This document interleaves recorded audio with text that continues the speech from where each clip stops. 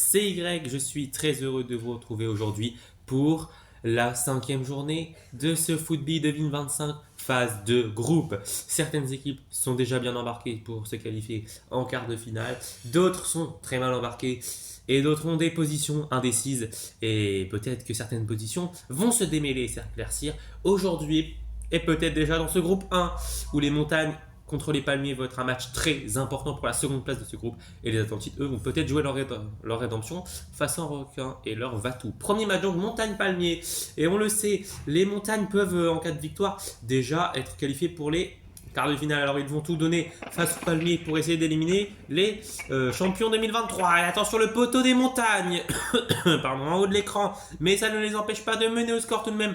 1-0 en bas de l'écran, dommage, ils auraient pu mener 2-0. Et attention parce que regardez, regardez qui arrive, Ananas qui va peut-être marquer le but du 2-1, du 1 partout, pardon. Est-ce que c'est le cas? Mais oui, il va le faire, magnifique. Magnifique pour lui. Et bah tout simplement, c'est magnifique ce qu'il nous a fait. Il a réussi à remonter tout le terrain et peut-être maintenant aller chercher la victoire pour les Palmiers parce qu'il pourrait revenir même nombre de points que les montagnes. C'est très important. Très important pour eux. Le match nul reste un bon résultat pour les montagnes. Oh, il est passé juste devant le but là. Je sais plus qui c'était, peut-être Banane. Ah, il vient de louper la plus belle occasion du match. Attention, il y retourne. Il ne peut plus. Et les montagnes qui s'en sortent très bien et qui font la bonne opération du jour. Un partout. Fuji et Ananas sont les deux seuls buteurs du match. Les Palmiers sont très mal embarqués. Atlantide, requin maintenant les Atlantides qui doivent tout jouer, tout donner sur ce match. Et ils ont un peu trop fêté leur victoire sur la course de Pâques. Ça peut leur coûter la qualification quart de finale. C'est parti. Elle se rattrape bien 1-0. Mais attention parce que derrière de l'autre côté ça vient marquer tout de suite pour les requins avec Aileron je crois. Oui, ça va faire sûrement un partout à la mi-temps. Attention tout de même. Un membre des requins dans la surface de réparation. Non, il s'en sort. Ça fera donc un partout à la mi-temps entre les deux équipes. Là encore, est-ce que le résultat sera le même que dans le premier match? Dans quoi ça stagnerait un peu les positions, ça fixerait un peu les positions. C'est ce qu'on va voir maintenant. C'est parti cette fois-ci. Dorsa qui va marquer alors que Poséidon trouve le poteau. Et les Atlantides, attention. Il y a un autre membre des Atlantides dans la surface, mais il s'écarte un peu trop de son objectif. Et donc lui de l'autre côté, enfin du même côté pardon, va peut-être essayer d'aller chercher un autre but. Et non, mais c'est tout de même une victoire des requins. 2-1, très appliqué pour ne pas reproduire les mêmes erreurs qu'à l'aller. Et qui s'impose. Bien joué à eux. 2-1. Et non, c'était pas Aileron, pardon, excusez-moi, c'était Shark lors de la première mi-temps. Je les ai confondus, excusez-moi. En tout cas, Shark, ça ne m'étonne pas de le voir marquer. Grâce à ça, les requins sont déjà qualifiés pour les quarts de finale, alors que les montagnes ont un très bel avantage sur les Palmiers qui vont tout jouer face aux Atlantides. Lors du dernier match, ça semble mission quasi impossible. Et ça, on le saura samedi. Le groupe 2, avec les fleuves, les fruits de la passion, les nations et les galaxies. Les fleuves qui avaient battu les fruits de la passion, la surprise générale à l'aller, vont essayer de réitérer cet exploit. Ils sont en tête du groupe depuis la seconde journée. On est à la 5e, vont-ils garder cette place? Il faut l'emporter tout simplement. C'est parti, Oasis qui part bien mais qui part sur le poteau. Attention, les fruits de la passion qui sont très dangereux. 2 poteaux déjà, 3 poteaux. Oh là là, ils ont frôlé la catastrophe les fleuves là. 3 poteaux de la part de Oasis, Passion et Mang. Mais les fleuves sont toujours là. C'est un avertissement là qui est donné. Manque de réalisme. Ils vont trop vendanger les fruits de la passion. C'est pas les bons fruits. Mais attention. Attention, parce que les fleuves peuvent répliquer. Vont-ils avoir des ressources? C'est parti, attention, non. Pour l'instant, il y a un poteau de la part des fleuves, mais Mang vient marquer et Oasis vient tuer le suspense. Ça fait 2-0, c'est terminé. Et sur le match, c'est très clairement mérité. On retrouve bien les champions, les tenants du titre, avec leur armada magnifique. Ça fera donc 2-0, mais pas tellement de regrets pour les fleuves qui doivent maintenant jouer la qualification sur la dernière journée. Ça va être chaud. En tout cas, les fruits de la passion ont montré de très très belles choses et ont rassuré le public, pas comme les Palmiers. Eux s'imposent 2-0, ils font une très belle opération dans le groupe en attendant de voir ce que les galaxies et les nations vont nous proposer. Ouais. France qui est là et qui prenait la pause en attendant. Il va aussi marquer. Bah voilà, il a fait il a tout fait, mais un Galaxy qui vient pousser Italie dans le but, c'est une énorme erreur. Les Galaxy qui jouent la défensive et qui étaient très très bons pour ne pas prendre de but. 3 buts encaissés en 4 matchs, en prennent 2 en une mi-temps par une équipe qu'on n'attendait pas à ce niveau-là. Et attention, les Galaxy qui peuvent peut-être réduire le score, ils sont dans la surface, mais non, ils sont inefficaces offensivement, et ça, on le savait, on l'avait vu. Mais les Galaxy n'y arrivent pas en attaque, et ça pêche, car ils ont 2 buts de retard à rattraper. Vont-ils réussir? Attention, c'est parti. Oh, France qui vient marquer encore un but. Ça fait 3-0. Oui, mais attention, réduction du score tout de même des Galaxy. Ici, 3-1 grâce à Galactic. Est-ce qu'on va avoir un autre but? Oui, attends. Ah non, je pense pas, il s'éloigne de la mi-temps. De la surface de réparation. Mais il y retourne. Il a pris son temps. Mais c'est bon. Les Galaxy ont marqué ce but, malheureusement. C'est trop tard et ils doivent s'incliner 3-2. Oh la déception. Les nations ont réussi leur coup. 3-2, doublé de France et Italie, Galactique et Univers pour les Galaxy. Et c'est eux qui sont derniers au classement de ce groupe 2. Mais tout reste possible pour eux.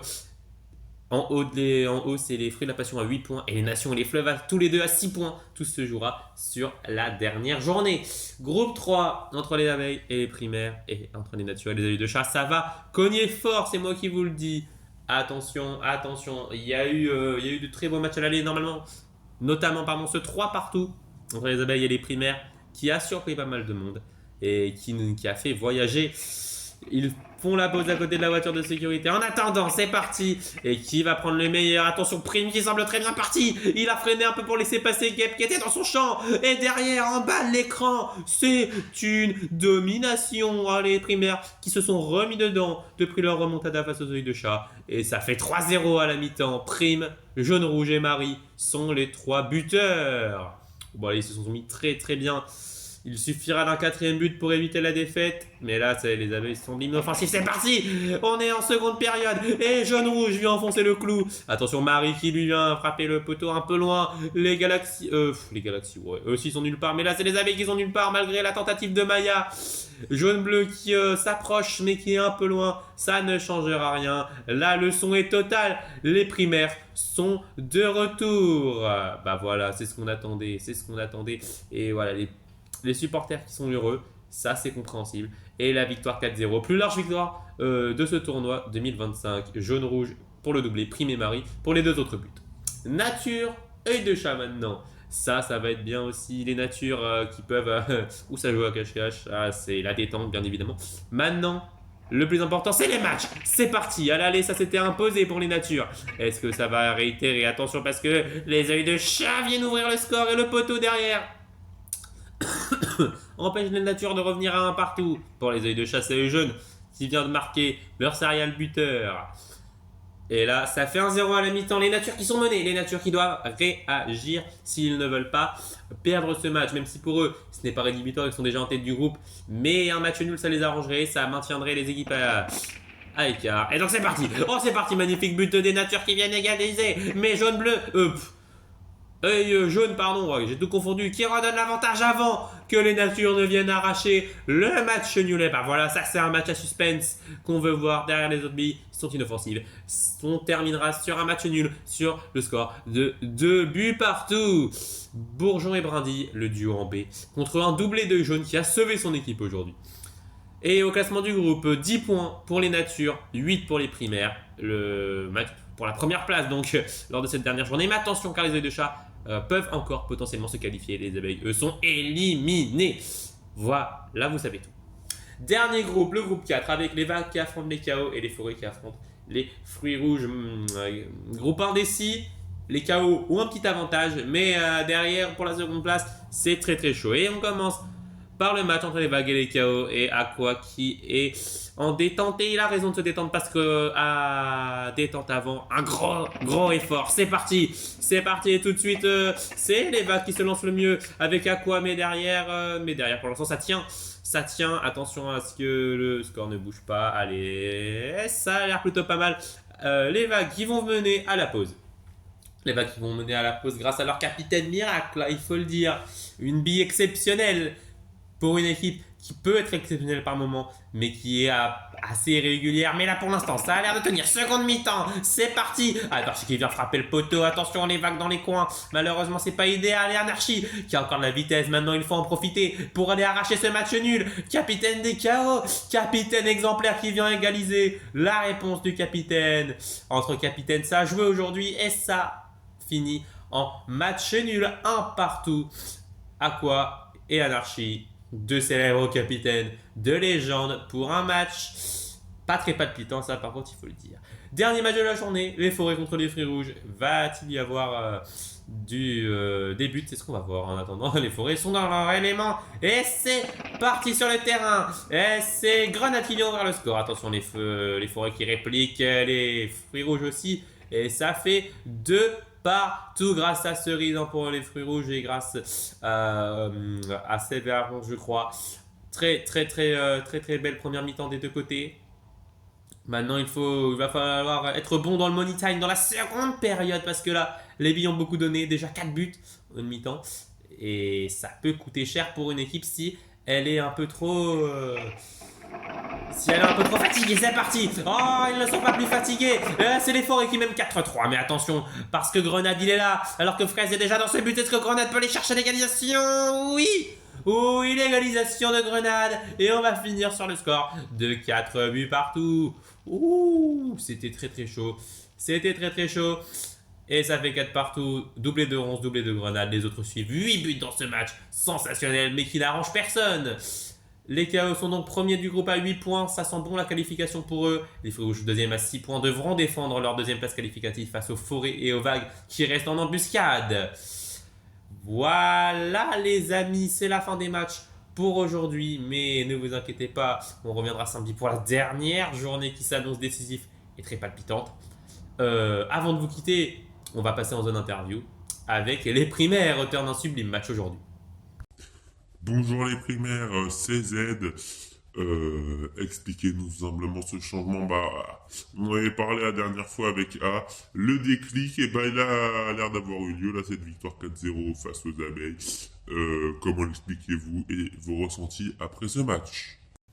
Oui, merci Z pour cette question. Le déclic, tout simplement, il est venu du match d'hier. Et aujourd'hui, on s'est senti très bien. Première mi-temps, démonstration tout simplement. On a calmé le jeu en seconde période. On a joué la défensive au cas où. Et là, on est très bien relancé dans le groupe. Attention tout de même demain, samedi, pardon, face au Nature, il faudra être bon pour au moins assurer le point du nul pour se qualifier. Ça semble en bonne voie. On est très content de la tournure, compris les choses. Et notre tête est déjà tournée vers la suite de la compétition. Merci les primaires, merci beaucoup, merci à vous de nous avoir regardés. C'était la chaîne B-Express encore une fois. Et pour la dernière fois, je vous dis rendez-vous à samedi pour le dénouement de ces phases de groupe. Et ensuite, la semaine prochaine pour les quarts de finale, les demi-finales et les finales. C'était Greg et toute la chaîne B-Express. Salut!